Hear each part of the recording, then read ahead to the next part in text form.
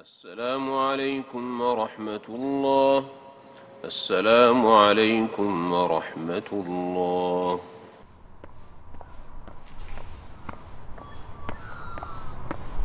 Assalamu alaikum. Welcome to the Masjid Carpark podcast, episode 21. Assalamu alaikum. 22. Walaikum salam, 22, mate. 22. I was like, don't forget to say the episode number. And I stuck with 21. It's all right. It happens. How are we all, gentlemen? Alhamdulillah, post-Eid recovery, and we had a... I just wanted to mention last week, we did the gift thing at the end. Yes, thank you very much for that. I was not expecting that. Did you hang it up? I kind of felt. Did you hang it up?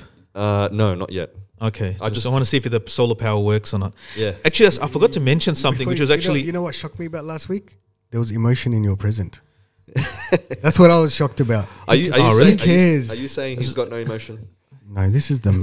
It was the full of emotion. it was the love, man. It was the love, brotherly love. He wants a hug from you, Lata. So last week, because I gave a camera gift to Irfan, and he actually, the funny thing what happened was I decided to give him. I said I'll give it to him, and oh, mashallah, he always looks at my camera in a weird way. I said it's gonna get nazar anyway. And no. So I said no. I already made intention that I was going to give him the gift the night before. The next day in the mosque, he said, "Oh, I want to buy. I'm talking to this guy to buy a 600D." I said, "Is that the T3i? Because that's a camera that I got, which I had intention the night before to give him." Oh, subhanallah, and you want to buy it? So nice, it worked out. He actually said specifically, it's a very specific camera, Canon 600D or T3i. It's about 10 years old. It's a good camera. I was using it recording the mosque and so forth before, but he said, "I'm talking to this guy to buy it or whatever." Negotiated with him. I said, "No. I actually decided I was going to give you to in a month." But that's why I took it back. I said, give it to him for 1 month, just finish it, do some night photography, and then I'll give it back to him.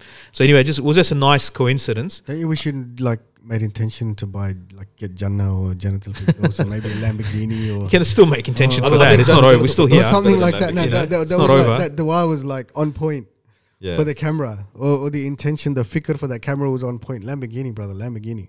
Yeah. Or a nice four-wheel drive, actually. So... that was one thing. Second thing from last week's podcast, something strange happened. We had its last surge of Indian viewers. I don't know if they were triggered. This is a trigger warning for Hyderabadis about the comment about Hyderabadi biryani being overrated. Right, you're like the most hated. So we are 40% viewers on the last podcast, which is the most, just from India. Yeah. All of a sudden, out of nowhere. But that's so random. It is so random. So Assalamu alaikum to all my Indian brothers. So anyway, it was unusual. And I still stand by my statement. It is overrated. Look, it's a low blow. It's spicy rice, come on. Spicy rice. It's not spicy. Look, at the end of the day, you are going to eat. You're going to eat what you love. What did we have for Eid? We had our Eid dinner in the mosque. Here we go. Huh? Pulao, huh? Where was our invitation for this Eid dinner? When was it? We don't get invited back now. It was for the Ummah community in Doncaster in the mosque, and it was for the brothers and sisters that, they connect long-term connected to the masjid, and some locals, regular musallis, were there as well. And it was like a fundraiser sort of thing, dinner, where we pay. I've and prayed salat in Doncaster. the fun shouted me, and so just because I didn't have anything on me to pay for it. So when we entered, I had to pay as well. So he paid for me. Alhamdulillah. So imam privileges don't work there. I don't think in that one. I don't know. I don't know if there's a rule for it or whatever. If they said go in, I would have gone for free. But if it's a fundraiser, that's fine. Yeah, I don't think it was a fundraiser. I think just to pay for it and a community dinner. Who cooked? You? There's a guy named Irfan as well. Where's he from? Another Irfan. He's Indian. So is it like... I rest my case, Your Honor. Yeah. Thank you, brother. Was it good? Was the cooking good? It was good. It was very tasty, mashallah. Okay. So we had this... So the Hyderabad... So what I was trying to say was before, trigger warning, I think Hyderabadis are very vocal about their food or their biryani. Who isn't though? Because they don't have anything else. No. He's Hyderabadi, so I'm just going to dig it. No, it's a cultural phenomenon maybe, but I think food is something that is very personal. Well, the thing with Hyderabad, and you can't force it upon the rest of the ummah. You've got to understand something about Hyderabad. The Nizam of Hyderabad, we won't go into too much detail, but he actually opened his kitchen up to all of India. And invited chefs from all of India come and Master Chef. It was basically Master Chef Hyderabadi style, and invited them all to come. and just experiment and whatever. That's why you have so many varied dishes coming from. Well, you have that in the rest of it. There's food in the rest of it. Listen. Now you're Hyderabad. You're biased. I'm speaking as non-Hyderabad. I'm being a pure subjective. No. The Mughals had their thing. You have no idea what Kashmiri food is totally different, and Kerala food is totally different. I'm not saying the food's not different. I'm just saying tasty. What tastes better. No, that tastes good for you. But look, I'll give you an example from the Sunnah. Khalid Mawlid radiallahu anh, if I remember correctly, he was don't tell me he loved biryani. He loved dub, which is it's a lizard, the dub lizard. It's a specific type of lizard that lives in Saudi Arabia. It's Seriously? Like an iguana, like that big, you know. And one of my teachers, he studied in Makkah Mukarramah, and he said that because he lived there for a long time, so he said that it's a food that fights with other food, because apparently the nerves or something after you cook it, they like flick. If in the plate it pushes other potatoes and rice out of the heart of the biryani. And you're gonna put that in your stomach, mashallah. So anyway, I can't say anything. So the dub lizard, Sahaba, and I think it was Khalid bin Walid said, "I love it more than chicken," right? But Rasulullah sallallahu alaihi wasallam, when he saw it, he disliked it and he didn't eat it. So some ulama says makruh. It's not like the point being. Khalid bin Walid, he loved it because I love it more than chicken. No, I just had this so image people of having to eat that to fulfill the sunnah. So some people. So food is a very personal thing. You can't project it on. That's why I say my favorite biryani is my mom's biryani. I don't know what type of biryani it is, but it's definitely not the Hyderabadi biryani. You're just trying to get into a good books, bro. Yeah. So I like. I'll give you another example. Another example, like avocado milkshake. For me, avocado in a savory is a waste. No. It is such a waste. Avocado. That's crossing the line. Okay, I can handle the biryani. Because we grew up in Brazil, my mum picked that up from there. It's, for me, avocado in a savory or on a toast is such a waste. You got to make a proper milkshake. Put honey, avocado and milk, and what else is there? You can put some nuts in there as well. There's a guy in Halden Street in Lakemba. You're nuts. It is so, and for me, it makes me, I do not understand how you can have avocado as a savory. Like it looks. I'm getting the thumbs up from Maulana Ahmed over there. He doesn't know what he's talking about. It's avocado milkshake. How good is it? Yeah, it's the best. Yeah. Lata, I don't know if you know the place in Halden Street in Lakemba in Sydney? This is shocking to me. Yeah, this really for me. Avocado. You know what? This is what I'm trying to make. I'm trying to make it in a salad or breakfast with eggs, toast, smoked salmon, avocado. Yeah, mayonnaise probably on top of it as well. No mayonnaise, bro. Where'd you get That's mayonnaise what from? This is. He just ruled it. This is what I'm trying to say. It's. Food is a personal thing. Either you like something or you like something more. It's not something that can be dictated by geography, or it can't be dictated. It's about what you like. You like what you like. Some people like. I know this Arab guy that there's Arabs. They smell curry. Oh yeah, and they want to vomit. Like they smell the spices. They freak out. And we're like it's like perfume for us, and they can't stand it. They can't stand. I remember one brother. He passed away. We're in India somewhere. I mean, they put spice in everything. The guy was making on the street vendor. Salad? He got sick of all the curry, so he went to the fruit guy in the corner, and he's making the juice. And he's a Turkish brother from Melbourne, and he was making the pomegranate juice. So pure pomegranate juice being squeezed.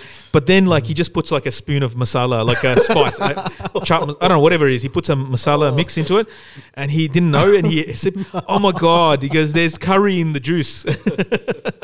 He just thought, finally something that is not adulterated. And he goes, even wrecked that as well. So what I'm saying is people have their preferences. And even if you go to Turkey, there's part regions where the people have very hot food. I heard that Gazans, they like very extremely hot food. Really? Compared to other places. From Gaza? Yeah. I heard that. I heard someone told me that because they like really, really spicy food. Or hot food. I don't know if they like Hyderabadi biryani. I'd love Hyderabadi biryani. The one image that I have when you're talking about hot food is this one Indonesian guy that I knew, bro. This guy would eat chili till he's actually sweating. Do you know what I want to know? And he would say, "I'm loving this." Where did biryani come from? Iran. Hyderabad. Iran. No, Iran. And the Iranians stole it. No. The Iranians created biryani. Really? Is that right? The Iranians created it. And just the Indians started chucking more spices. Pluck Iran out of thin No. Google it. Biryani originates from Persia, from Iran. Yeah, wow. but that's like the thing, somebody originates it, then other people perfect it. I don't think Hyderabadis can claim it anymore. No, but it's other people. Yeah, they didn't create it. Other people perfect it. No, it's spread throughout because of their works. close connection to Persian empires and whatever was throughout history. Then it went through spread throughout the through the India, and then each place added its own sort of. Because it's everywhere. They added their spice. Yeah, they made it is spicier. You know, gradually each one added a bit here and there. My mum makes biryani, and you know she's Your mum makes she's biryani? She's from Ethiopia. Like, That's we've got random. biryani as Yeah, well. No way. probably got it from Persia or something. Well, what's in your biryani? I don't know, bro. Rice and spices. You know what's and meat. very nice in Actually, Karachi? your mum's a really good cook as well. In Yeah, Karachi, she's they right. make Mashallah, is a nali biryani, the bone marrow biryani. That's a Wow, Karachi thing. that's- Like that sounds bones, delicious. like Wow. buffalo or cow bones are big, like cooked with the meat, with the rice and everything. And then at the end of it, like part of the experience is I'm eating getting it. hungry. Yeah. Yeah, you part getting hungry? as you're eating, I'm getting hungry. You hit the bone. They're like big and like Bone marrow is just like a whole lump of like bone marrow comes out. Then you have it with it. yum.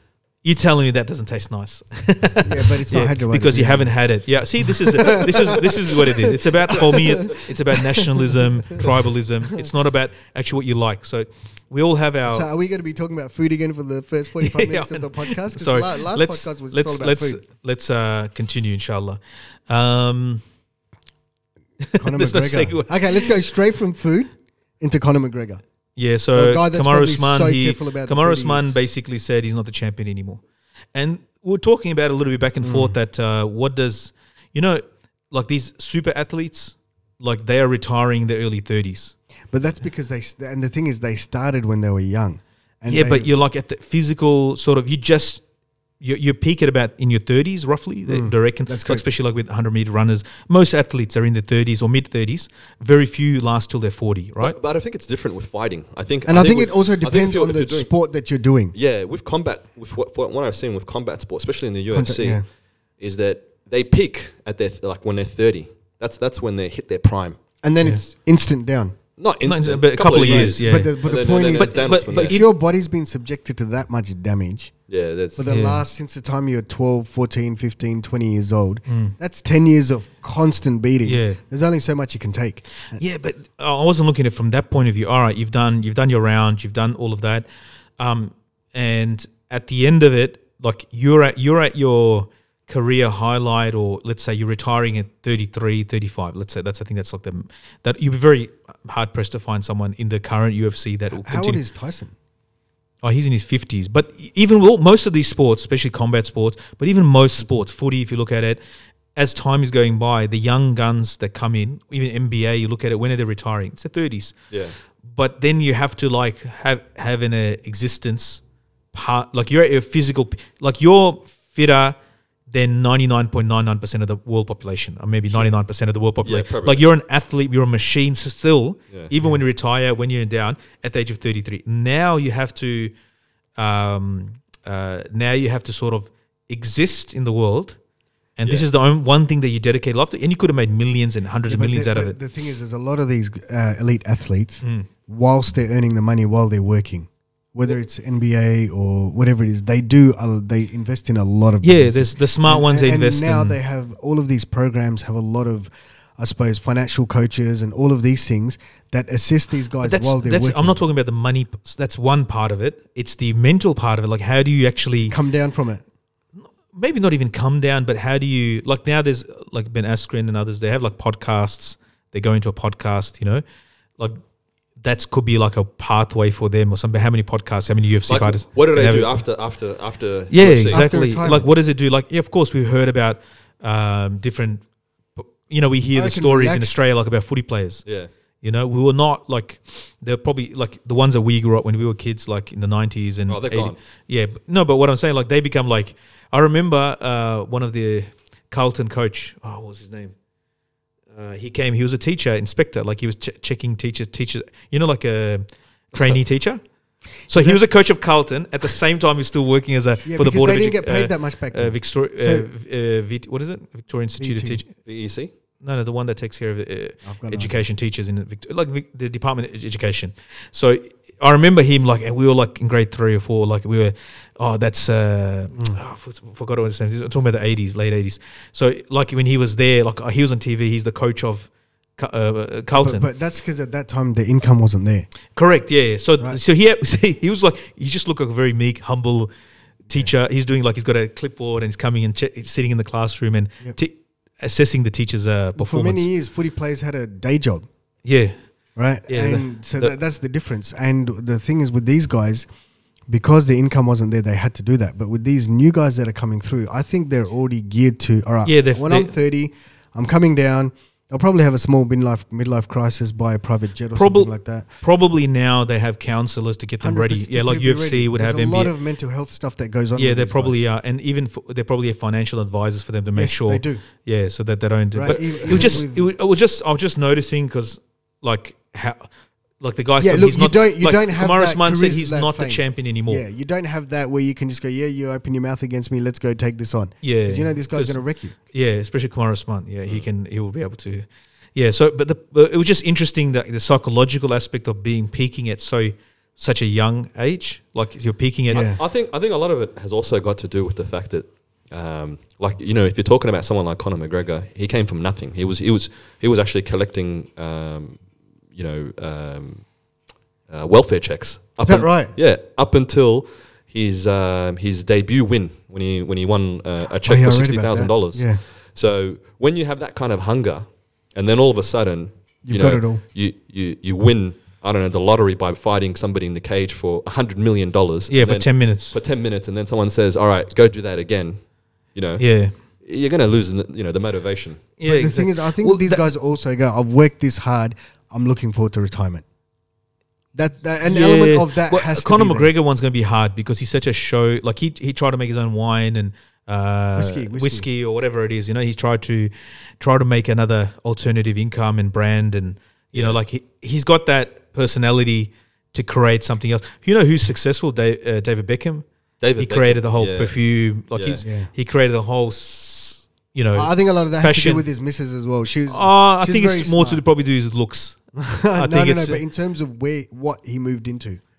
Yeah, but because what was it, Posh Spossing, that's her name? Yeah. She already had perfume lines and all of these before that. Even in Australia, we've got a soccer player. What's his name? Harry Q. Harry Q. Yeah, Harry Q. He did that. He was a pretty successful soccer player, and then when he got older, he started. He opened his own clothesline. Is that right? Never heard of it. Yeah, I've never heard of it. It's in the city. I've seen it here and there. It's in High Point. I've seen it in Chadstone. Is that right? Yeah, he's Soccer clothesline or actual normal? Nah, actual normal clothes. Yeah, he played like in UK. He's like a he's in the national team, but he's also played like he played for Everton. So, what are you going to go into after you retire from your professional jiu-jitsu career? I'm hoping, inshallah, everything after the biryani shop, realizing he was wrong. Yeah, that's my thought. Restaurant with a side of. I told the with a side of avocado milkshake. These Hyderabadis in Doncaster. I told them about like the statement, and they just like stopped whatever they're doing. Like a group of them, they walked towards me, like took a step towards me, and they said no, like it's the best and this and that, and then I said, oh, don't worry, I'll make tawbah, and like from these statements. But the back to that footy thing, like I just feel like this crazy guy, he doesn't know what he's talking about. Yeah. We can't take his khutbah seriously anymore. We can't take his fatwas. Anyway, yeah. Speaking of retirement. Retiring retiring normal vehicles. Yes. Now so apparently laws are being passed. Well, the ACT in the next budget. That's a terrible segue. We do apologise. Sometimes we get stuck for how we move on to. You did it. I'm just like, I should have left it to you. And then I'm just trying to be quick with it. Abdul Wajid is so much better at segues than me. I just sort of. I add a lot of things like Hyderabadi biryani. Yeah. Right. But speaking of Hyderabadi biryani, electric cars. Have absolutely nothing to do. Because that how are you going to connect those? How are you going to connect those two topics? It's very easy because you've got an electric car. You're saving money on petrol. You can spend more money on Hyderabadi biryani. Okay. Right? But, UFC and electric cars. Bismillah. Oh yeah. Well, the thing is, after a hard day's work, you need a nice big biryani. No, that didn't work. But the point is, the ACT in the next budget is actually introducing. Sorry, just get back to the biryani thing. God. As a Desi, as a Pakistani, we don't notice it, but I think the curry cooking in the house affects the smell of our clothes. 100%. Huh? No, definitely. There's no doubt. Because going to school where there's like 3 Muslims, there was like 1,000 white people. I think, the curry muncher jokes. Bro. When I look back, I think there's some truth. Year 3, off the topic, I still remember in year 3 we used to love it. So my mum used to make us achar sandwiches. Oh no, that's intense. Tell me this is not good, but our Whyalla. Yeah. So 400 k's from Adelaide, country, South Australia, 80s, and you pull out that sandwich, right? It smells. I had to eat. Every time we had those sandwiches, I'd be standing outside of the classroom eating lunch by myself. The teacher sent you out? Yep, because I'd get sent out because everyone would be there for the first 10 minutes. That's so sad. For the first 10 minutes, yeah, that's where you got to eat lunch before you go out. So I'm sent outside the classroom. I still remember standing under these stairs eating this, but I loved it, so I had no problem. And then another time, I had to do this assignment where you know how you make a can and then you make a recipe on a can. So when you're a kid, like you can write like squiggly worm recipe or whatever sort of can. Me, it was easy. Mum just told me the recipe to how to make spinach, right? Yeah. Indian spinach curry. Yeah. I put that on the can. They hung it up. The teachers were copying it off the thing. So that was like, yeah. But anyway, I don't know how do we even get there? Yeah, it was just I just backtracked a little bit. But that happens in every I think ethnic culture, because even in like some Ethiopian Ethiopians have a distinctive smell, but it's more like no, not exactly in a bad way. It's more like you know it's the food. What's that? What's that incense? The incense stick. No, that's the Somalians have that. Somalian. Luban. Frankincense, isn't it? I'm actually talking about food, the smell of food. Every house smells the same. There's this spice that they use. It's called hulbat, and like when my mum makes it, I make sure she tells me like in advance. So really? Yeah, I have to prepare myself so that I don't. And your bedroom's like airtight, sealed. It stays in your pores, and literally you can smell it days afterwards. If you go for a run, you can smell it. No, and you sweat. I'm not kidding. I'll bring it.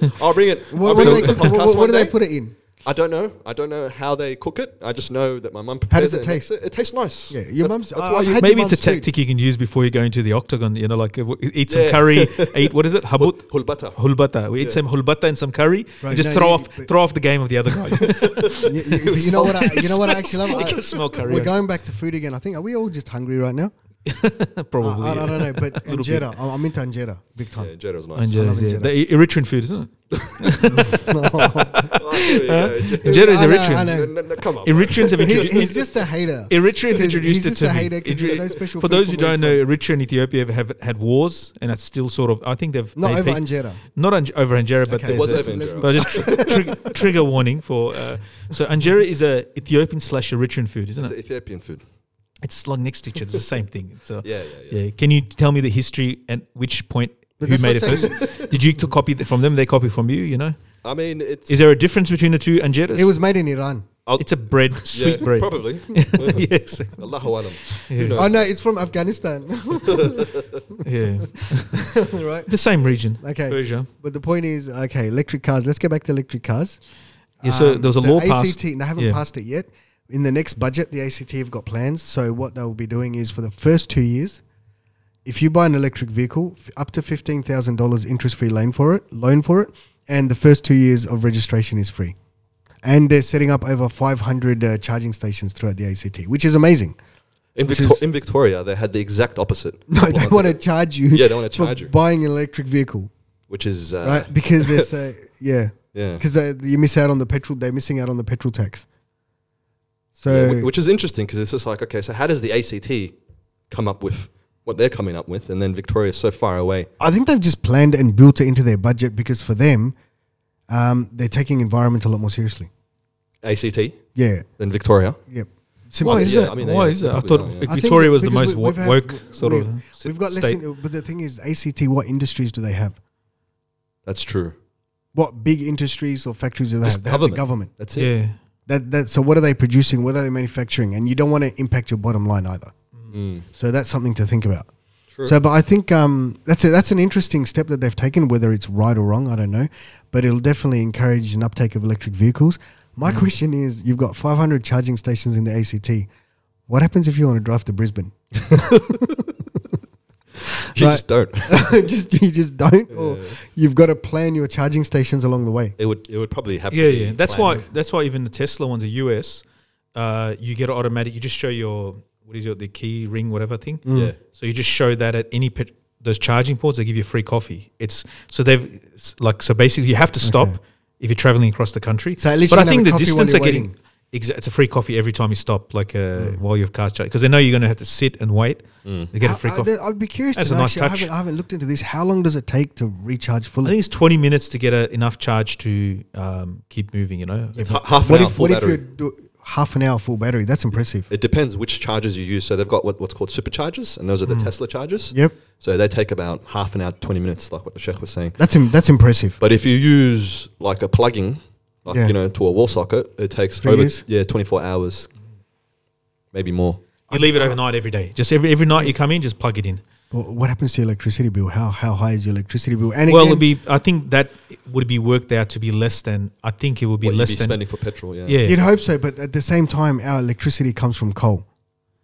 yeah. So this is So the how dilemma. much are we? Yeah, so it's this is just the this dilemma. circle of until Pollution. we have renewables in our electricity. Yeah. Is buying an electrical vehicle worth it? No, I think the maths is that it's worth it, and Environmentally, not Australia. No, financially. overall it is. Yeah, Okay, so I don't overall know. it is. Yeah, because you have such a large engine. Power plant that's producing a lot more electricity.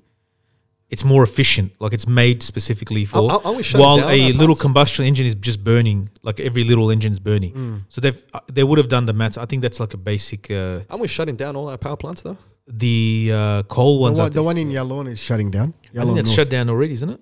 No, I think they've got 2 more years left. Place where they make clouds, as I say. No, but that's an Have amazing. you been there? Yeah, I've been Yeah. past it many times. That's one of the good camping spots. Oh, is it? Yeah, You we used actually to have go fishing there. You got to drive past the power station to get Yeah. there. No, Look, it's pretty closed down crazy. because there used to be water. We used to go fishing there because the warm water that comes out apparently helps with eating three-eyed fish. But No, Allah but when Alam. we drove past, there was water coming off the sides of those chimneys.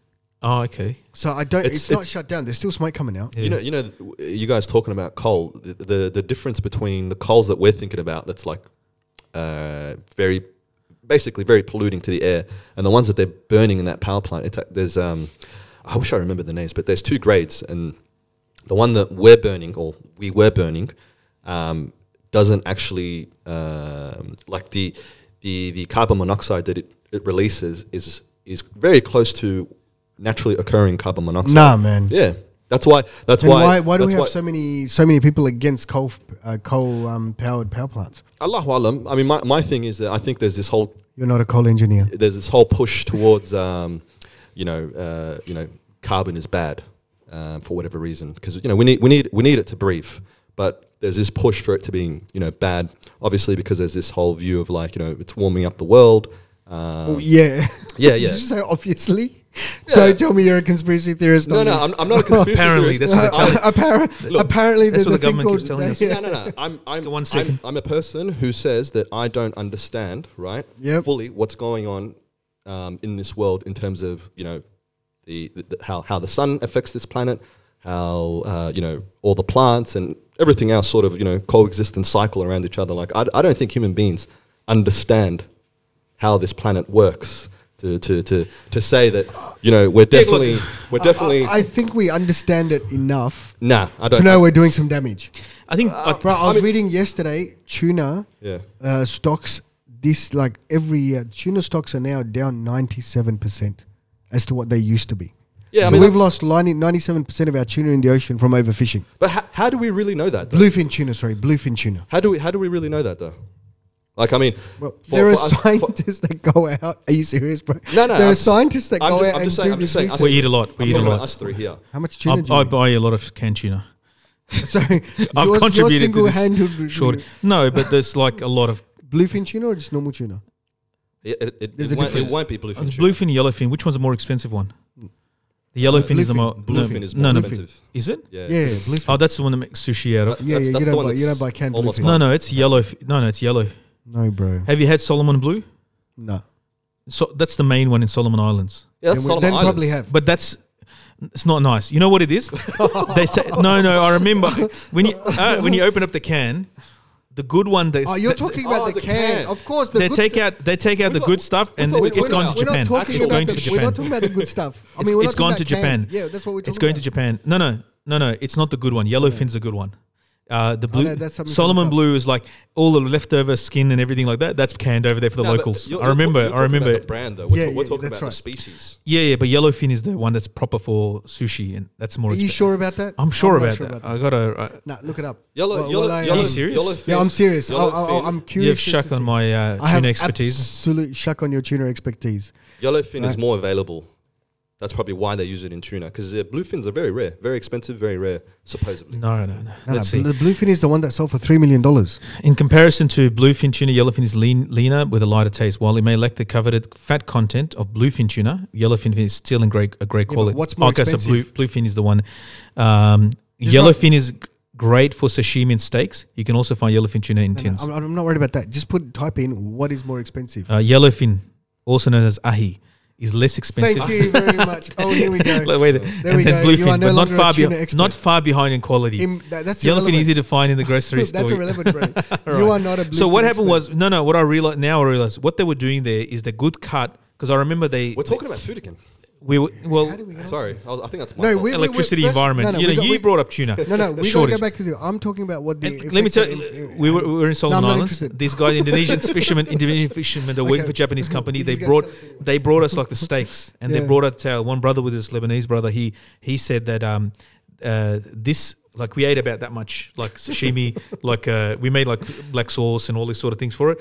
And he said that we just ate $200 worth of like a sushi quality, like restaurant grade in Japan quality meat. And so what they do is they cut that and send that. The leftovers, meat, touches skin, whatever, they can it for the locals. Yeah, which is fine. Okay, back to this topic. So when you said about how do they know this? No, what I'm saying, I don't say how do they know it. How do we know it? We have to take, like me and you and Sheikh, we're not scientists, right? But you go to an expert. Yeah, but the experts that we're going to, we don't have any physical experts that we can talk to and say, yep, I've done these studies. These are just things that you're getting from the net. But there's enough studies out there to see that. Exactly. You can't deny the consensus of a whole field. That said COVID was fake. I'm not saying COVID's fake. No, I'm not saying. What I'm saying right now. I know you don't think COVID's fake. Yeah. Right. Let me just clear my point, so then that way. Okay, I am talking over you. Yeah, but I apologize. No, I'm not saying that. I'm fine, thank you.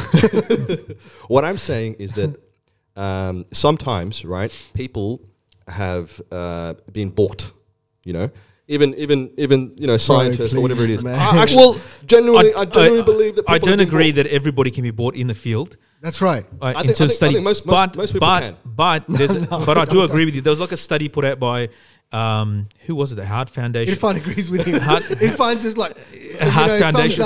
Somebody they put out a new diet. Like for example, when keto came out, or one of these diets that are high in meat. So the beef industry, whatever, gets on board, and they sponsor studies and so forth and pay for it. So there is an element of money and industry getting involved in study. I get that. I have no problem with that. Wouldn't a solar power company, wouldn't it be an interest to promote an agenda of renewable energy? I don't think we have solar power companies that big. Like, apart from Tesla. Really? We're not talking about Tesla. No, not on that scale. Really? Supplying power? Solar power companies. Solar power panel companies. Okay, solar power panel companies, their revenue or their purchasing power big compared oil. To big oil.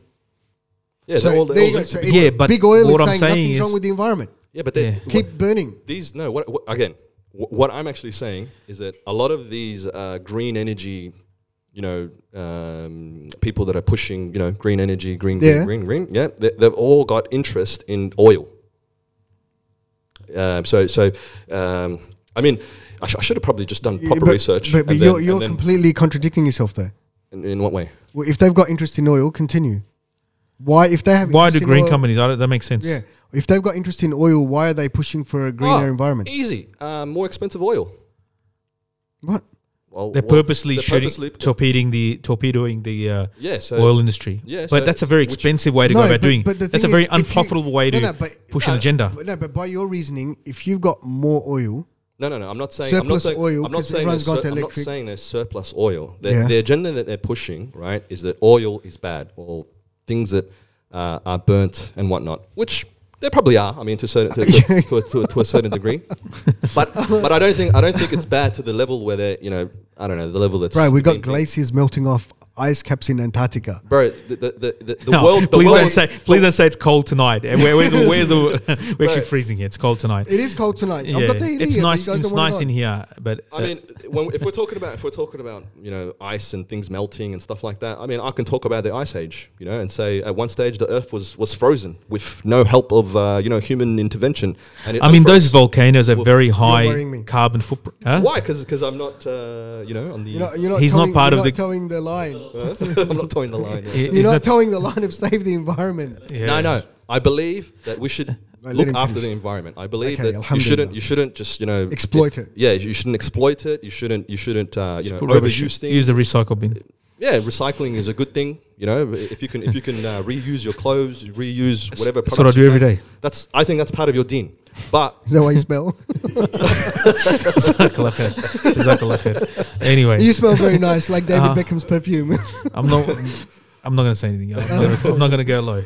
Stop. What I'm saying is that volcanoes have a very high carbon footprint. What do we do about that? There's all these geothermal all right, here's some facts. gases coming out. Okay. Here's some facts. Lata with his facts. What do you think? Right, the human input, the percentage input of carbon is compared to what the globe inputs or outputs naturally. Say that out of that percentage, is it 90%, 20%? I have no 10%? All right, if we can research this now, but I'm going to say it. It's 2%. 2%, probably even less than that. What 1.5? Yeah. So you're saying humans only have 2% output with their factories, with everything, Yep. as compared to what naturally carbon is released. Yes. So that 2% is so bad. Look how much we're stuffing up the environment. That's what people. But you ignore the that's- 98%. I know that's what I mean. Like, I mean, what about the 98%? Why aren't we looking at that and But saying, how do you control nature? You can't. yeah, okay, so maybe, But you can control your actions. yeah, but like, I don't think nature cares about your 2%. That's my point. Is it nature doesn't care right, about our measly 2%? Because Hey, well, it seems to be caring. I mean, that's what's been portrayed. I mean, I don't have a bird's eye view of planet Earth where I can observe the water and test it and see it for myself. I've got to take people's words. Of course you do. Yeah. But just like when you go to a doctor, I feel sick. There's a rule. There's a rule in Deen that the experts of the field, the consensus in the experts of the field, Yeah. which in the climate issue is about 99%. Let's say like that's an usul rule, like in fiqh. Yeah. That the consensus of the field. Now in Islamic theology or Islamic fiqh or in Islamic law, for example, there could be individuals who are giving a fatwa for some political, financial reason, Yeah. right? Yeah. Trying to rubber stamp a ruler's decision. We've had those characters throughout history. Scholars for dollars, as I say. Yeah. So we've had that even in Islamic science. But then there's an overall arch, like a consensus field, like of 1400 years of scholarship, as an example. So here, probably because it is such a new field, and it's literally in the last 30 years, 25, 30 years. When we were young in school, they were talking about the hole in the ozone. Whatever happened to the hole in the ozone layer? I think it's It's fixed up. Huh? Yeah, fixed up. It's fixed up. Huh? So this. We used to hear. We used to get bombarded like on. So what you're do you saying remember is in school? it was the sunscreen companies. They had a ploy how to increase their sales of SPF15, sunscreen. you know. Come on, bro. Yeah, it's good to have healthy skepticism. But you were saying there's a rule in Deen. If 99% of it experts, No, that's not a ruling. But the consensus of the experts of a specific field are saying one thing. I'm not saying I'm right or Yeah. wrong or anything like that. I'm not saying that at all. I was taking your word as gospel, bro. No. But it's good to question it. I'm It's, just you know. like there's. But the evidence seems to be going the other way. But they're saying, see, like there's actually studies of how much, and it's an accumulative. The CO2 that's released into the atmosphere is an accumulative process. Like it's over 2 centuries, like an industrial age, and it's increased so much. There you go, 47%. Well, they said CO2 concentration by 47% is increased Since the Industrial Revolution. Yeah, so Yeah, but 42%. That's a percentage of a 47%. but this is one view. There could be others who argue. No, Look, but what you've got people that are arguing on both sides. On a personal note, whether it like me, I'm all for the environment. You guys know where I stand on this. However, do you want to take that risk as a future for your kids? And this is one of the biggest problems in the the world. way the way that I see it, bro. Look, I'll be honest. I grew up, full head environment. Like I was all about the environment. My just everything that I sort of, you know, in terms of my education and like where I went schooling, it was all about, you know, save the environment. You know, the environment's number one. And I actually full on believed that until I did some traveling, right? and I saw the world and the state of the world and how the world is just chugging along fine, you know? Yeah, Antarctica still got snow. I'm not saying it's chugging. No, it's not. It's still snowing in Antarctica. I don't know. I think people are over exaggerating things, man. They're making us feel like it's you know, like we're causing the end of the world when people are dropping bombs on each other, you know. And okay, look, I can't argue with that. That I agree with. Yeah, that I agree with. Like what humans are doing to each other is a lot worse than what we're doing to the planet. However, I think we just need to try and work on everything a little bit incremental stage at a time, as best as we can. You know, what about going off topic? What about we've been off topic this whole podcast. What about what happened in Japan with the nuclear Fukushima? Those nuclear rods are still melting, and they're still spewing radioactive waste into the ocean. You know what? Why is there no conversations? Why is there no talk about that? Why is that? Well, no, it's not that there's no talk about it. It's they are doing something about it, but they're just not going to smash it all the time. What's the impetus? It's pretty scary. What's the impetus for the whole protection environment thing?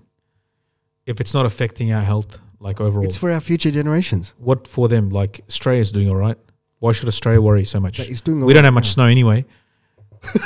You know, we can build desal plants. I know you guys are just trying to rile me up, so I'm not. We got so much land. I can see that. We got so much land. We got so much land. Eye contact between Australia you two. Should be right. I've seen the eye contact between you two. I've been to St Kilda Beach. The water level has not gone up. If there's that much, I'm not biting. I am not biting. Ice level. I've been here in 30 years. So when is this tip-off point where St Kilda Beach is going to disappear? Where we'll have to fish off the Esplanade. You know, I just imagine people standing up smart fishing. I'm not biting. I saw the look. I saw the look between you two. I swear, St Kilda Beach, the sand has been at the same level and the water at the same point. It's been like my whole life for years. Bro. If you really, when's the tipping point? Have you seen? Are we just making money for Al Gore? When's his next documentary coming out? He's done well. All I want you guys to do. I wish my arm was a little bit longer. No, I saw it. That's why I'm not. All I will say one point. I want you guys to Google at some stage disappearing shorelines. Okay. Don't go there. Don't Google it now. If you build your society on a coral reef, you know. But if you build it in like St Kilda. You know, if you're building on St Kilda, they're doing all right. I haven't seen nothing happen in St Kilda. No changes occurred in the water. Do you see this? Huh? You're not getting any reaction. No, I'm not trying to get a reaction out of you. I'm just trying to. Of course not. No, but I get where he's coming from. Maybe it's overly. I'm not getting where you guys are coming from. But my thing is, let's do what we can. What's wrong with that? Yeah, I recycle. I put stuff in the recycle I've learned bin. how to recycle since... But we found out the recycle goes to the same place. But anyway. Yeah. No, but speaking of recycling, I'm becoming a proper recycler ever since, you know, I'm with somebody that is very conscious of this. In terms of even washing out the inside of the bottles before you put it in recycling. So environmentalism is a type of OCD. Even the milk bottle, it's mashallah, bro. Yeah, mashallah. Yeah. That's definitely a good top of OCD. Environmentalism for being OCD people. Type of OCD. I'm just going to keep hitting my head every few minutes.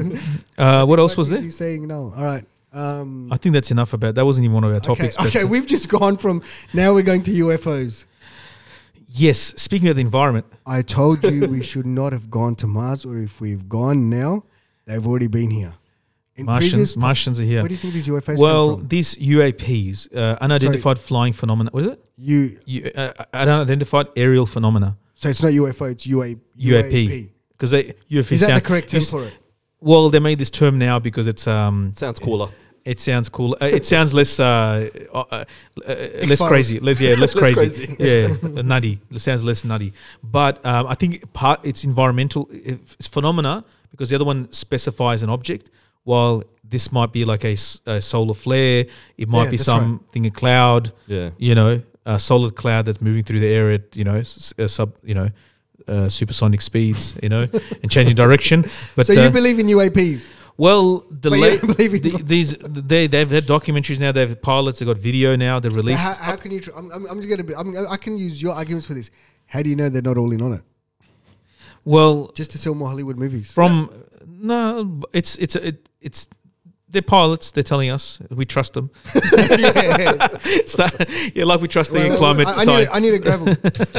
I rest my case. Yeah. I want to know. It affirms what. I get what you're saying. Why do you have to fix it after I touch it?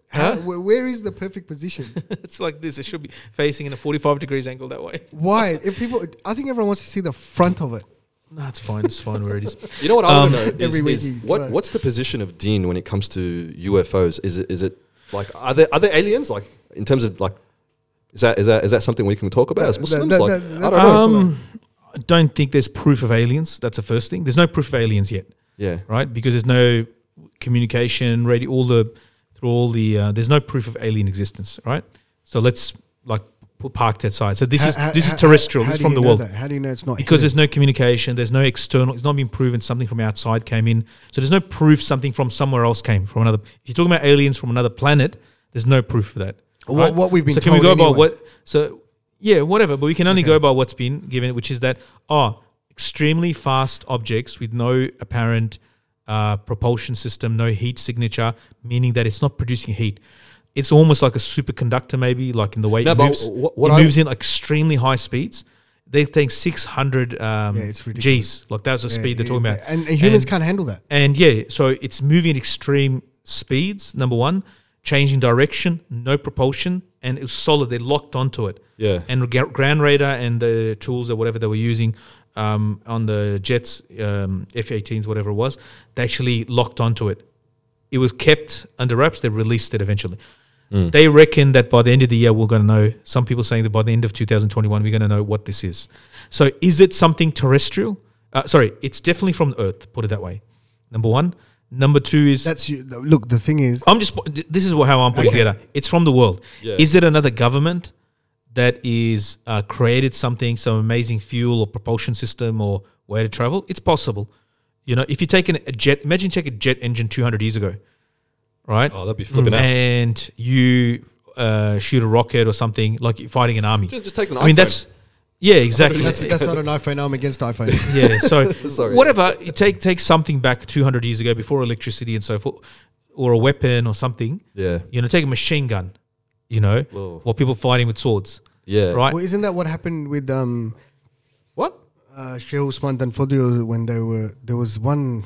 Yeah, they brought machine guns down and they mowed down all the people with swords and daggers and so forth. The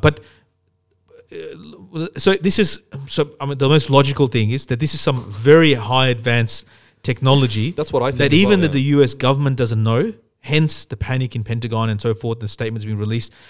And either they're just prepping the community for another force that will show itself in the world. Have you guys seen? So but because there's so few, this is what I say. There's so few of them. So I think there's 9 in one of the videos. There's like a row of them traveling together. So and then the freaky thing is that they disappear into the sea. So I don't want to say Hollow Earth, but is this Yajuj or Majuj? The only thing I can think of is there's another country that's doing it, or another Qawm nation. Yeah, but with the amount of spies and surveillance and everything that we have, someone's going to pick something up somewhere. Yeah, that's what they did. That's what they've done, and this is corroborated by multiple sightings by other people. Other pilots have stepped forward and they've said that they saw the same thing. Yeah. But they kept quiet because they're, if you say that you saw a UFO, when they were making, you're not flying that 747 anymore. Exactly. Yeah, or not 747 jet fighters, and when they were making the Blackbird, I think that's what it's called. Yeah, the fastest plane in the world. Yeah. Still the fastest. When they were making it, it was top secret. So and the facility in the area that they were making in, the locals there would see this thing fly, and then they thought it was. Are you talking about Area 51? No, not Area 51. So the Blackbird, when they made the Blackbird, they made another series of stealth planes. I think one is called the 117 Black Hawk, and then the other one's the B-51 bomber. You know, the ones that look like triangles. Yeah, but the B-50. Oh, yeah, okay. These look like if you've never seen them before, they're invisible to radar. I remember when they first came out. But they look like UFOs. Like they look like triangle flying objects, you know. And so imagine if you were in that era when they were first making it, and you see these things flying around, you would think, "What is that?" I just think this is maybe with aeroplanes. top secret weapons. Listen, with aeroplanes, they all look the same. These things don't even have wings. This is so. The pilots were saying, there's no wings on this thing. There's no heat signature. All planes that we have now that travel any supersonics, of course, they have heat. There's jets. Yeah, the jet engine. This has no jet engine. It's got no wings. Yeah, it's just like they call them Tic Tacs. You know, that's what they call them. They look like Tic Tacs. Yeah. Yeah, but the thing is, if we go back to your stealth bomber, right? Yeah, there was nothing like that. But the thing is, that didn't have a heat signature either. That's why it was a stealth bomber. It did, but it was no. It's a jet engine. It still does. Yeah, but it's covered by. They put this coating on it still. Yeah, so but maybe that's the same thing here. No. If you get a lock and from another jet, apparently it'll pick it up. Apparently, its radar signature was like a B. Wasn't so this massive jet on a radar signal would look like a bird. It's the coding, special coding. I don't know if you remember in the Kosovo War, I think it was in the Kosovo War where one of them crashed. The Serbians shot it down. Yeah. If I remember correctly. And then the Russians, basically they trucked it off to Russia. Really? Because of the coding on it. Yeah. They wanted to know what actually this thing is made from. I mean, if there are no... Because this is what I want to know. I want to know the Dean's perspective on he's basically asking, other creations. Did Allah tell us there's aliens? Yeah, like if that's so, then I can be like, the closest thing that is of the other, that is an alien is Yajuj and Majuj. Yajuj Majuj. I mean, like a whole race of people or but they're beings. not aliens. They're on Earth. They've been blocked behind an iron barrier. Yeah. So, you know, maybe they send a UFO every now and then to check what's happening. I don't know. Don't take it seriously, please. But that's the closest I can come to in my mind. Don't know. Like the equivalent of this doesn't exist, right? Yeah. That's the closest I can say. Like what we think is maybe aliens. If they exist, then aren't they connected to this world in some shape or form? And can they? Maybe this is like their drone. You know, they're getting drone footage. You know, what's happening in the world. They maybe can't come out. I don't know. This is just... That's so random. Yeah, I don't know. Like, wherever they are... That is not a fatwa. Wherever they are and whatever they're doing, I'm curious, like, where they're at. Because, like, we've developed that for hundreds of years. Yeah, over millenniums. Yeah, how are they developing? And what rate are they developing? And how is their development happening? Imagine it is actually... Are they developing? Yeah, or they could be just... Yeah, they could be like the people in the Amazon jungle, you know, like those tribes. I always think of them as just wild... guys that are just going to come out. Imagine they're actually the ones that are operating these machines. That's it. Like what's Bob Lazar? So into like Bob, is it Bob Lazar? Bob Lazar, the guy who he worked in Area 51 or whatever. Never heard of him. Okay, so he actually worked and he describes a spaceship. For the last 30, 40 years, he's been described the spaceship because it had a very little seat, like a very little humanoid can sit in it, like not a big one, and so it was made for me. Yeah, so it was like, like economy class Tiger Airlines, but it was like a very small seat. And the thing is that there are descriptions of Yajuj and Majuj, what we might call maybe something like an alien, like what we have perceptions of aliens. I was reading one of the books. I think it's in the commentary of Bukhari by Imam Ibn Hajar Asqalani, rahimahullah. It says that there's description come, and these have come from the Bani Israel, if I'm correct, Israeliyat, which is that one of them is like one hand span tall. Prophet Sallallahu Alaihi Wasallam didn't tell us this. No, because this is relying on Israeliyat. That one hand span, two. So we take it with a pinch of salt. Like we don't accept it fully because it's not corroborated by Quran and Hadith. Yeah. But Yajuj and Majuj. So this is on the commentary of Bukhari, not in Bukhari. Not in Bukhari itself. It's in the commentary of Bukhari, the best commentary of Bukhari, Fathul Bari. And if I remember correctly, in that description, like one is like hand span, two hand span, three hand span, four hands, different hands, like heights. Some are like big like trees, right? And some of them got like big ears and they roll one ear and they put it and they cover themselves. Bro, you're just talking about Lord of the Rings. Yeah. So, all I saw was elves in my so the point being is that this is a Israeliyat story has come through Bani Israel, but it's very interesting that he's talking about these creatures who are apparently intelligent. You know, they have they're sentient beings, and a Nabi built a wall to protect the people or humanity from them. Zulqarnain built a wall. So it's interesting. Like, what is that wall? What is the reality of that wall? We know that it's it's iron and copper and so forth. Nobody has found that. People say people used to say it's a bit racist. Probably say it's a Chinese, very racist. Probably that's very racist. Or the Mongolian Tatar. Others said that it might be the British. But then that wall is where's that wall? What is it? They said no, it's between two mountains. A metaphorical wall. It means mountains and so forth. But that's not what the Quran says. Clearly told, right? Yeah, it's told. So we should go by the literal. Yeah. So what is the reality of that? Allah knows best. What is the reality of technologies Zulqarnain had, and to stop these people, and how he stopped it? What does that mean? That was like put in a simple way. Maybe we can relook at that and say, all right, what can you do with iron and copper? In terms of maybe magnets, maybe other things, like is there a technological, because that's components of electrical things. It might not just be a wall. It might be more than that. A barrier that's created, force field is created. Allahu Alam, I know it's best. Like we can. At the end of the day, we know that there's a barrier created, a wall that's created to stop them, and they are a race. There's not much more about than that. They consume the resources. Until they arrived to Tabariya or the Sea of Galilee, which is in Palestine. I went there. I didn't drink from it, not to help the Ajuj Majuj, but I went there, and they'll drink all that water. They'll consume all that water. That sea's been there for millenniums, but they'll come and they'll drink up. And when the end of them arrives, that's even another thing. The way they move, when the rear guard arrives, they say the Yajuj and Majuj have been here. There used to be water here, but they drank it all. So that's a very strange way to even look at that. Even that tells you something. That's in Hadith so it's not like the normal world how it behaves. Allah Alam. It's not the normal world that Allahu Alam. I mean, that's the closest. If you want to talk about aliens, from your UAPs to Yajuj and Majuj. Because I was asking about aliens. Is there? That's the closest I know of something that is the other. In Deen and so forth. Yeah, that's right. Jinns are there, but they're in another dimension. They're around now, but they can't do anything. Yeah. So they, do they have podcasts? Jinns have their own podcasts? I don't know.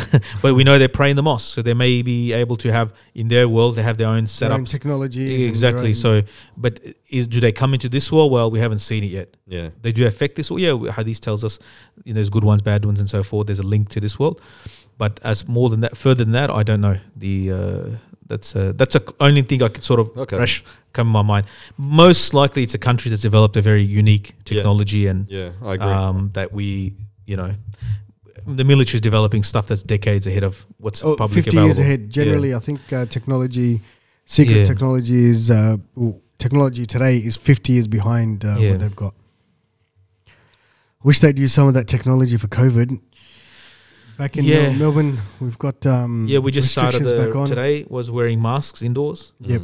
We're doing a performance, so okay. So we for recording and broadcasting, I think it's allowed while you're actually doing it. But you have to carry a mask with you, and there's been a few cases. There's I think 9 cases. Was it High Point? High Point was one of them. I can't remember the exact places. Broadmeadows. We've just got to be careful because it's the Indian variant. Okay. Oh wow. Right now, that Indian variant. Singapore, like we said last week, their schools are in lockdown because it's affecting young kids as well, but it's a lot more contagious than the other one. Like in the UK, it's overtaken the original variant. Wow. That's how fast it's increasing. So we do need to take this very They had seriously. this thing on the news about black fungus. What's that all about in India? I think black fungus is a type of fungus or type of bacteria, and Allah subhanahu wa ta'ala has created it to break down organisms.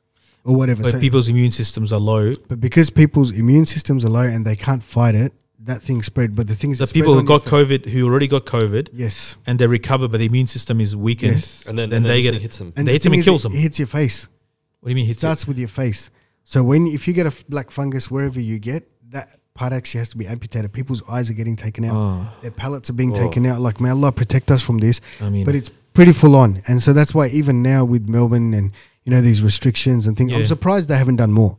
Right? I think they're just Sydney. I think they just they're just doing it slowly. But it's not because even wearing masks indoors now again, it's like we've been like 6 months without it. Is that enough? I don't think personally. No, but they'll probably ramp it up in the next few days. I don't think it's enough.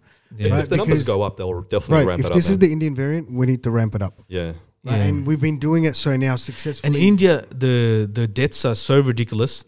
they get in the Ganges, I think, there's bodies everywhere. There's one, they counted 1,000 bodies. One newspaper editor sent reporters up and down the river, just reporters counting, they came back with 2,000. Wow. 2,000 bodies. And the thing is, he's getting censored by the government now. Oh, so, because exposing the government's failures. So the thing is, look, we do have a very, very good in Melbourne, especially when it comes to COVID.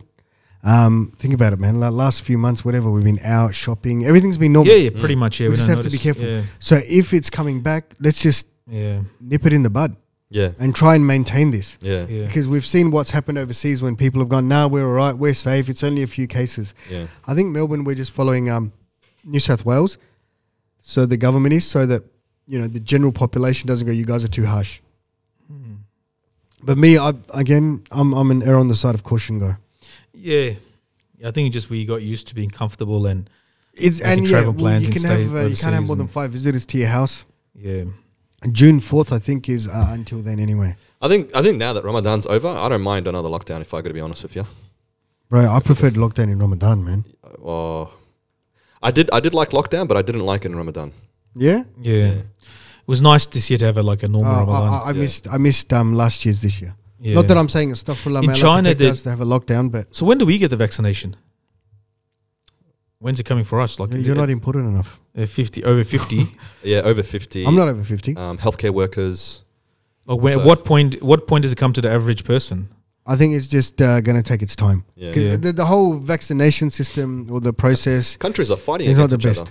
Yeah. Like they're actually withholding what other countries have paid for their vaccines. Isn't China doing like 20 million a day? Yeah, they've ramped up 20 million a day. That's just crazy. That's just vaccine. Like military precision. The whole of Australia. The whole of Australia. Everything's engineering problem for them. They seem to figure the whole of the population of Australia in one day. Well, they're thinking about, and they've probably got the army involved and stuff. Yeah, definitely. Thinking about talking about engineering problem. Just an offside, like I was reading today, China is deciding to build a mega dam, 3 times bigger than the Three Gorges Dam, or 5 times bigger than the Three Gorges Dam, which is a massive project in itself. They've put it in their charter of what we need to do. And one of the Chinese experts was saying, listen, even if it's impossible, now that it's put it in there, they'll make it happen. It's not an option. Yeah. So I suppose saying vaccinating 20 million. I mean, people, that society, a godless society, right? Really, it is. Like, to what end? You know, all right, you become a superpower of the world, you get all this money, power, and everything, which they won't be ahead of Europe and so forth. But what a godless society, and it's all about wealth. Yeah, and such a weird like. Communism, like no purpose. Well, you know. The purpose. I mean, they're punishing Australia, like they're punishing Australia, like they're not going to send their students here, right? They're going. They're deciding that's It's I get it. Like they haven't said they're not sending their students here. What's happened is these education agents in China, they're encouraging students to go elsewhere. Okay, and they're saying that these guys have been told by the government not to bring students here. I mean, it's an all-out economic war on Australia.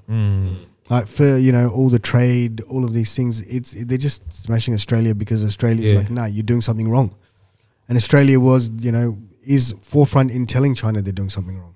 Yeah, speaking of doing something wrong, what do you think about the president? What's it called? The Belarus government bringing that plane down, that passenger plane down to arrest that journalist. Yeah, big mistake flying over it. Oh, they're flying over. He's flying over Belarus to another country, Lithuania, somewhere. Yeah, but he took off from Belarus. No, he didn't. No, he didn't. No. He was going from 2 other countries, and they had agents on the plane, and they told the airline, whatever, or whoever was air controlling the area, that there's a bomb on the plane. So they had to divert it, and then they sent jets or something, forced it to land inside Belarus, because the guy was traveling from one country to another. He's 26-year-old. That's when he got arrested. Journalist. Yeah, they forced the plane to land in Belarus. 3 guys also got off the plane, which means they were Belarusian agents. That's some hectic intelligence. That's some Russian-style KGB. Belarus, they call it the Belarus KGB. So that's actually what it's called. So even the Russians, they changed their name to FSB, but the Belarusians, they're like a better Russian. But but he's Belarus means a white Russian. He's a massive tyrant anyway. Yeah. Look, the whole world is in arms up about it. And I get it, and it's wrong. I'm not condoning it's that. Piracy. It's the right highway robbery, do. piracy. But does the West have a moral... Can they say anything about it when they brought down the Evo Morales, I think the Bolivian president's plane? when they thought Edward Snowden was alive. Well, they didn't bring it down. What they did remember even Edward Snowden, how they chased him across the world. The thing is that from China to Evo Russia. Morales, the president, his plane, was it Spain, Portugal, France or whatever, denied them access into their airspace.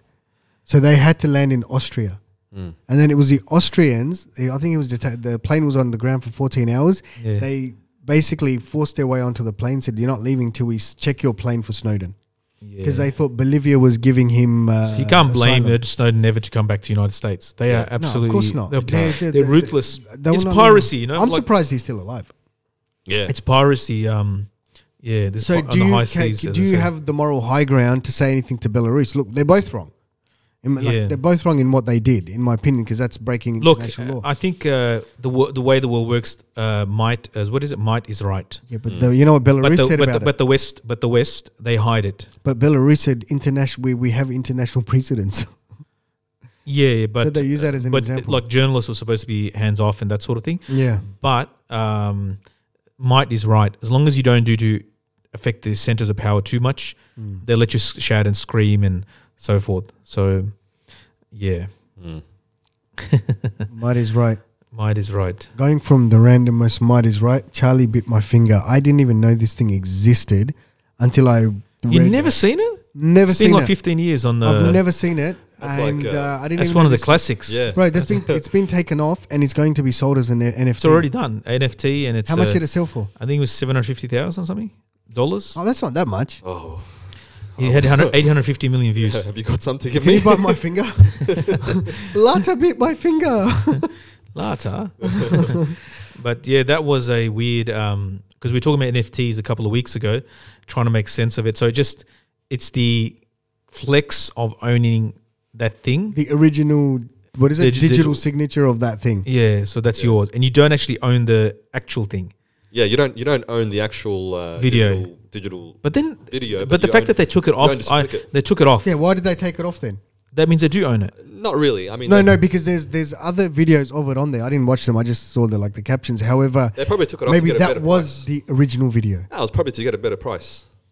You know, I'll make sure that only you have this video. The original anyway, because there's copies of it on the internet. I mean, how would they give them the original?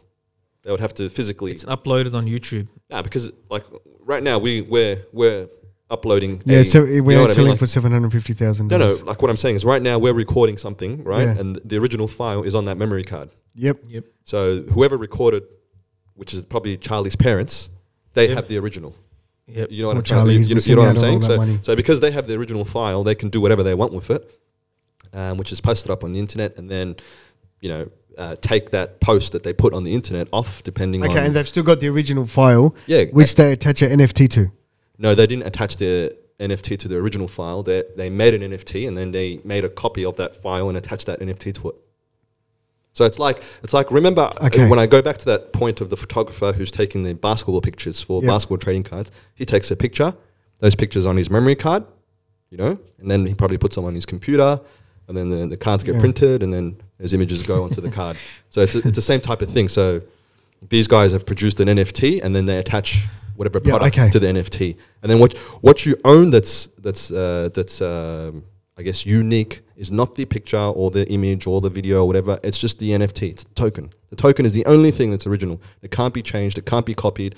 It's just a token. It's just a code with that picture on it or with that video on it. Yeah, link to it. But that video will probably have copies of it somewhere. Well, it's definitely got copies of it because it's all over the internet still. Yeah, exactly. Madness. Someone paid $750,000 for that. It's a funny time.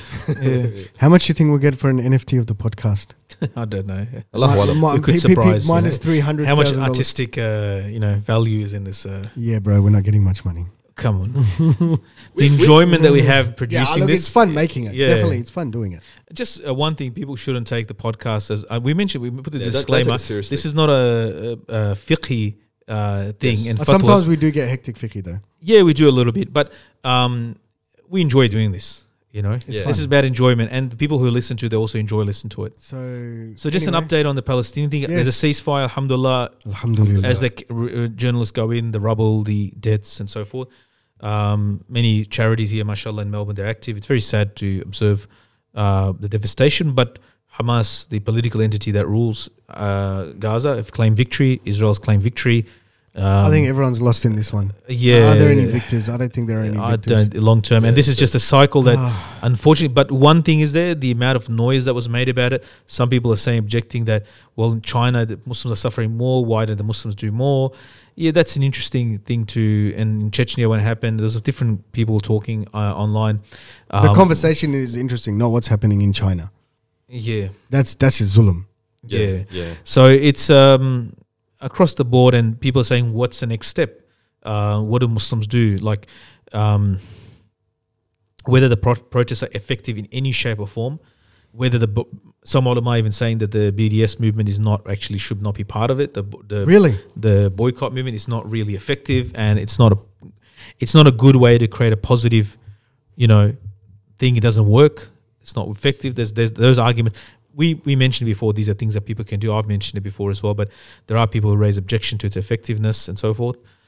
Some are saying, people are calling for war to just, some people are calling for Khilafah to be reinstated, where Muslims go call on Islamic armies, Muslim armies. Yeah, they can't even call on each other, let alone Khilafah. Yeah, so the armies are not there. Most of these armies are not there to defend the state. They're there to police the people themselves. Yeah. So, whether there's somebody going to come out of that, Allahu Alam. Meanwhile, we have MPs attending in Melbourne. We had massive rallies on the Saturday. Zionist rally, whatever, or come together, and many MPs showed up. So on Sunday, I think. Yeah. So there was a massive rally in the city on Saturday for. So whether this is, don't want to be negative about it, but whether it will change anything for the long term, Allahu Alam. But it seems that this one was much louder.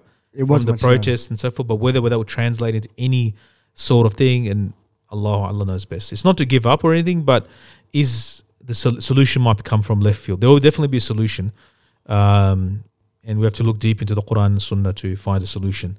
And I think people know, but it's just changing. And related to the next topic, as we chose the region to study this, to read up a little bit on next door neighbor, Indonesia. It's Muslim, the most populated Muslim country in the world, 220 million Muslims. And specifically about, it's such a big place. I was speaking to Sheikh, one of the sheikhs in Melbourne, who speaks Indonesian, and he's a convert to Islam, and he went there and so forth. So he has a lot of reading and literature on it. And so I was just back and forth a little bit with him just to understand it better, because I couldn't make sense. Like the West African one, like with Sheikh Osman and Fodio we covered last week, that was like, okay, that's it's next door. It's close. Well, not next door, but it's close. No, it's not that. Is it West Africa was like, okay, they're sort of like extension of North Africa. Yeah, and then that's what I'm saying. There's connections there and so forth, and then we sort of have, because we have a African explain to us about Africa, the country. He speaks African from Flemington, who can explain to, and sorry, Anirfan, but from Kenya. But it's sort of like it's like it was a bit. We didn't know much about that either, that region. But then Indonesia is even more confusing. Or Indonesia, Malaya, and Champa Empire, which was like in Vietnam, violence. And then they became Muslim, and the Malacca Strait, excuse my Greek, and whatever but astaghfirullah, but like it's so the first, I thought we'll pick one area. There's so many anti-Dutch colonial struggles that happened in Indonesia, or the Indonesian archipelago. That's what they Nusantara archipelago, I think that's what they call it. So that which is made up of thousands and thousands. So how Islam came there was when the Muslims won the battles in like Sindh, which is southern Pakistan today. They won all those battles and sort of opened up and Ceylon to Muslim Rajadah's navies. They dismantled and whatever, and they took over that region, the Arabian Sea. Then they started sending and they were sending before Islam as well. Like merchants were going traveling, bringing goods from. It's amazing to be doing that at that time. Yeah. Like these ships, Arabs were traveling to. Arabs were traveling. It's all good. Okay. Arabs what just happened? I don't know. They're having a sign language conversation. So they were traveling, bringing goods back and forth and trading. And Arabs are interesting because they're like international businessmen, international traders, import-export business. So they were doing to parts of India. Then it started expanding out, even going east more further. Now they say that Usman radiallahu anhu's time, there's a there was actually navies or ships were sent through that whole region up to China, or that went through the land. So there is some basis for that. So these are quite the early time on. Of Usman radiallahu Yeah, because in his Khilafah there was a contact made with the Chinese. MashaAllah. Right?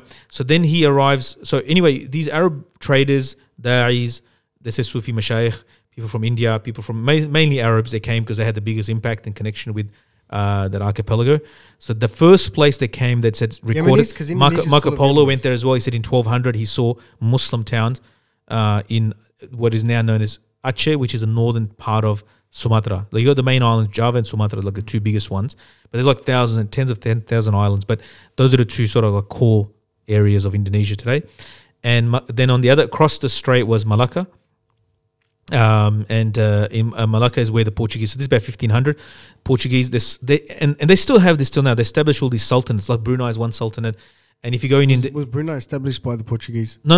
Malacca was established by Muslim, but then the Portuguese took over it. They started fighting the Muslims in Aceh, which is already established. And Acehnese were like sort of like the first Muslims in the region. And there was like little towns established, and these traders, Arab traders, come, and they used to, because they were coming from the heart of the like civilized, so-called, it was a civilized world from the old world, like the Middle East, right? So they were in contact with the whole world, Africa, Asia, Europe. They brought culture, civilization, language, dress, whatever they saw. These people are way ahead of us, more advanced than us. So then there's Arabs that came, they were so much more sophisticated. When they came there, they intermarried with the leaders and the kings and so forth, their daughters and so forth. So they're all of a sudden now the Muslims are like the elite of that society because they were successful and wealthy. And that's how Islam came through these sultanates and kings.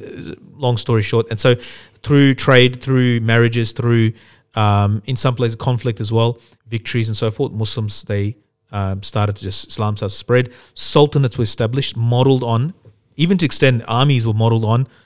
For example, like some in the later, after when the Ottomans came later on in the 15th, 16th century. So they modeled their battle structures and so forth based on Ottoman divisions of army. So really interesting region. Aceh specifically because it's a recent memory for us. When the tsunami happened, they were the most hardest hit by the tsunami. Yeah, they were the closest to the epicenter. Exactly. And the famous picture of the mosque with the one mosque standing and everything wiped out. And so they lost like hundreds of thousands. They lost the most, like in a single event. Right? Single event, like 200,000, 300,000 people. They say up to 500,000. Then the whole, of course, imagine everybody lost a relative. Aceh is interesting in terms of the whole of the archipelago. They seem to be the most Muslim? Most Islamic. Not just most Muslim, just Islamic. Like their application, they seem to be, fiercely independent. So they... Acehnese are fiercely independent. Yeah, even within Indonesia. Like they never actually lost... Like they were pushed to the wall. They lost a lot of land. They lost things, but it was back and forth. And they constantly fought the government anyway, saying, "What are you doing?" Yeah. Don't come here, mate. So there's a famous figure. One of the figures from there is Tengkeu Cik Di Tiro. So he was a famous alim. His name is actually Muhammed Saman, but he's known by this title from where he's from. So he was an alim. This is in the 1800s. So he's one of the figures who trained in madrasa and so forth. When they needed a leader, so he used to study and then used to fight with the fighters who were fighting to resist the colonialists, the Dutch. So the Dutch were there, and they fought for years and years, and even eventually he was poisoned by the Dutch. They paid somebody, promised him power. They paid the guy whose house he was staying in. Yeah, sad. Poison the food. They promised him that we're going to make you into a leader. Yeah, and Indonesia itself, like the whole region, is interesting. The way they're connected to the Haram, like the Makkah and Medina Haramain. It's more so than I feel like that the subcontinent ulama and I'm not saying they're not, but the way they were involved in the like in Makkah especially. What do you mean by that? Because I didn't like their ulama used to go. So they had these like they quote unquote they call them hajjis. They basically were alims or maybe even not alims who studied deen, and then they used to go for hajj for 3 years. It's like a standard sort of thing. 3 year hajj. 3 years. 3 year hajj. Yeah. So, but it doesn't take 3 years to get there. So they it took a long time to get there. Like West Africans, you know, West Africans, it took 6 months to get there. Yeah, but they're going by land. Yeah. So of course, here it wasn't just a travel. They went there, then they studied in Makkah and Medina, or especially Makkah, and stayed with the ulama. And there wasn't nothing in Makkah. Medina were very poor. It's very hard to live there, even till recent, till the 50s. So those who went there, they were like sincere about Islam and studying about. These were like people ready to give their whole life and everything for Islam, for the furtherment of the ummah and deen. So anyway, they went there, and he was one of those ulama, Tengkeu Cik Di Tiro. He was one of those ulama that went and did that. They came back, was teaching and doing all the things that ulama do. And then there was a rebellion against the independence movement, or against the Dutch. They always had this thing.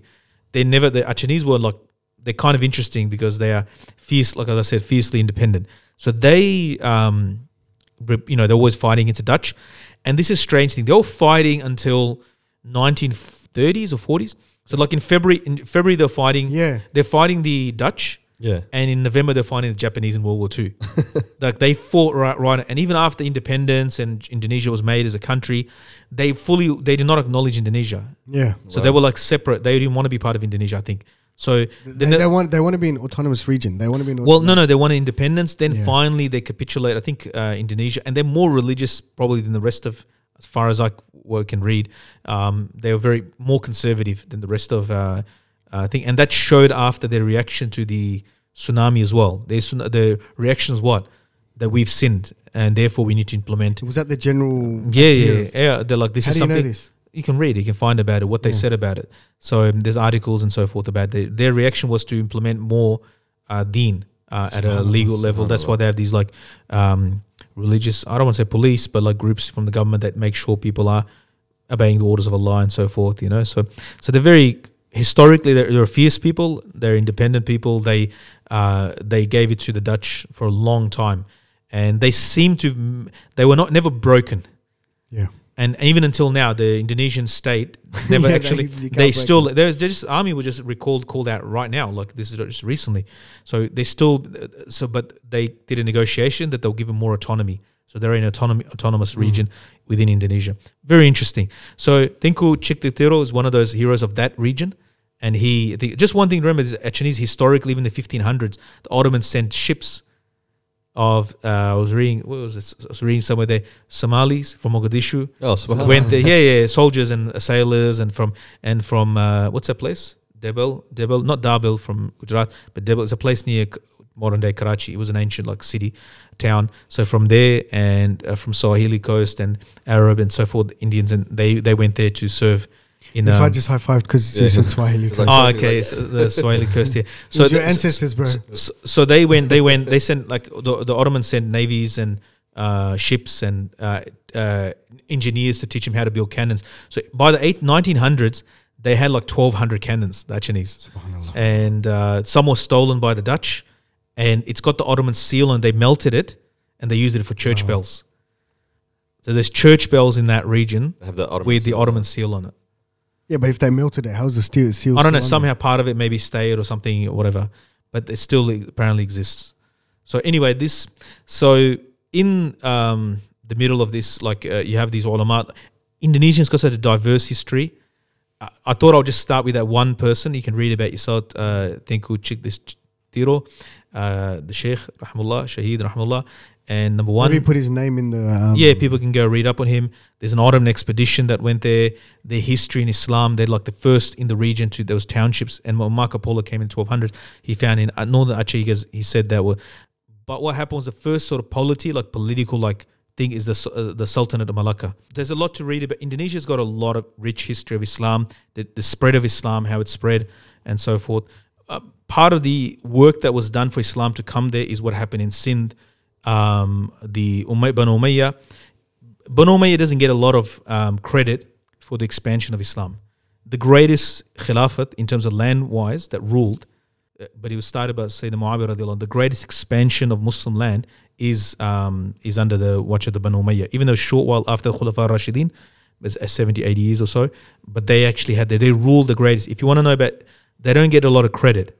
Right up to China, right into Central Asia, right up to Istanbul, or even though they were sending armies right up there Constantinople, they sent armies there, right up to Spain, they ruled Spain as well, the whole of North Africa, right up to India. They actually, the greatest single rulership was of the Banu Umayyah. So they started this whole tradition of, they removed the Raja Dahar and all this, whatever he was in Sindh in India, basically remove the obstacles to Muslim travel in Southeast Asia.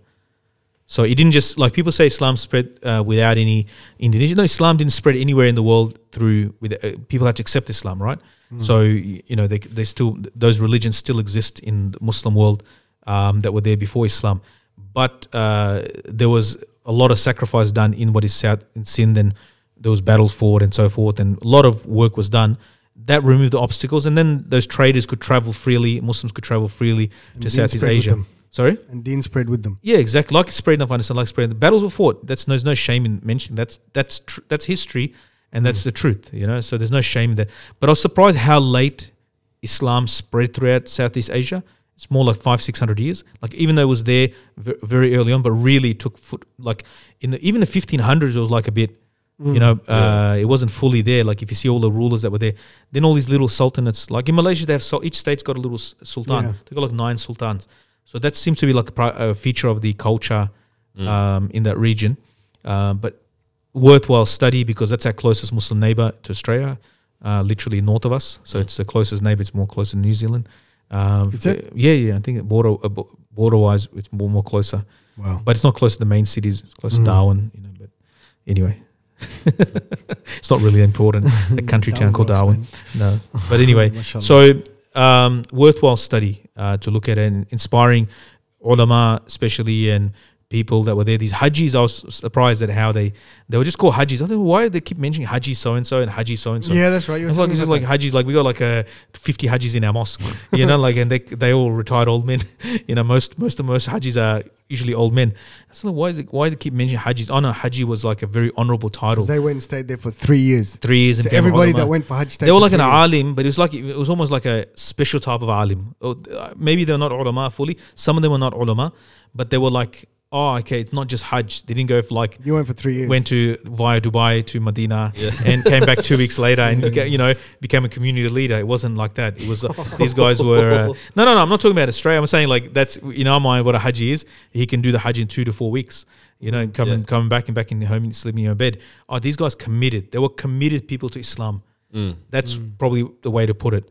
So it's like they traveled a difficult, arduous journey. And this is like Sheikh Murabat al-Hajj, in Rahimullah, he passed away like the last 2-3 years in Mauritania. He traveled, like when he Hajj, it was like a 1 year journey each way, almost. Like he stopped and studied along the way. Then he got a job in Sudan, earned money, save up, then took the ship across to Jeddah.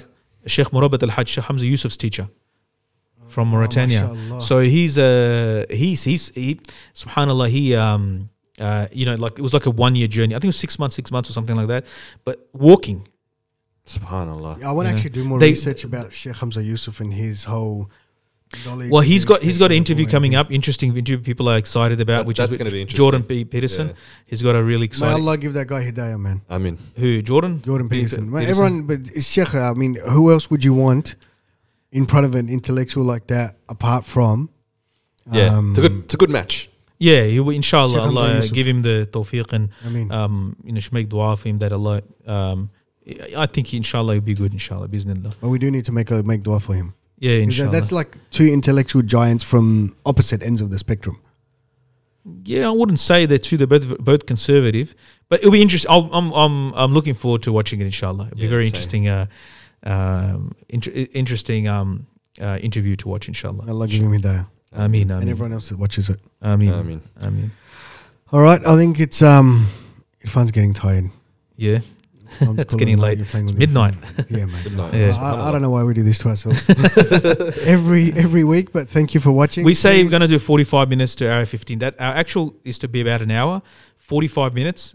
We've left that train long. We don't even start for 45 minutes. We get warm. It takes a while to warm up. Please like, subscribe. And please smash that like button. I like saying smash that like button. And subscribe, and leave anything you want to say in the comment section. Have a good week. Assalamu alaikum. Wa alaikum assalam.